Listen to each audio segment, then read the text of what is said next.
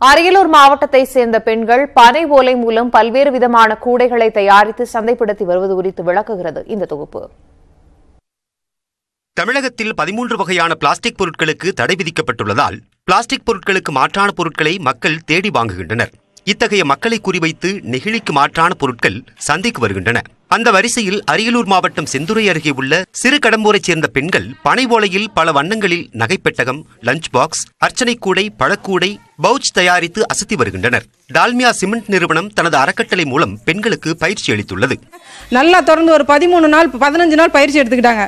அந்த 15 நாள் பயிற்சியில் அவங்க என்னென்ன கூடைகள்லாம் அதில் என்னென்னலாம் பண்ண முடியுமோ அவங்களுக்கு அனைத்தும் நாங்கள் ஒயின் பாட்டிலுக்காக நாங்கள் இந்த பயிற்சி கொடுத்தோம். அதை தவிர அவங்க லஞ்ச் பாக்ஸ்லேருந்து நிறையா என்னென்ன வெரைட்டியான உள்ள பொருளெல்லாம் இருக்கோ எல்லாமே செய்யறதுக்கு கற்றுக்கிட்டாங்க. வருமானமின்றி இருந்த இப்பகுதி பெண்கள் தற்போது பனை ஓலை தொழில் மூலம் மாதந்தோறும் குறிப்பிட்ட அளவு வருமானம் பெற்று வருவதால் மகிழ்ச்சி அடைந்துள்ளனர்.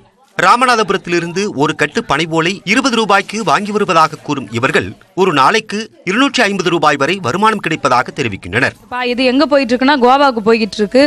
ஒரு மாசத்துக்கு எங்களுக்கு இல்லைன்னா நாங்கள் 1 ரூபாய் கூட வருமானம் இல்லாத போது எங்களுக்கு இது நல்ல வாய்ப்பா கிடைச்சிருக்கு. இதுல நாங்க 6000 ரூபாய் எப்படி சம்பாதிக்கிறோம் ஒரு மாசத்துக்கு.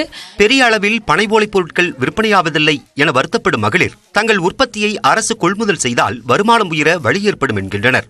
என்னென்ன பொருள் தேவையோ எது வைக்கிறதுக்கு என்னென்ன பொருள் தேவையோ எல்லாமே நாங்கள் செஞ்சு தரோம். அதனால இந்த பொருளெல்லாம் தமிழக அரசு கொள்முதல் பண்ணி தரணும்.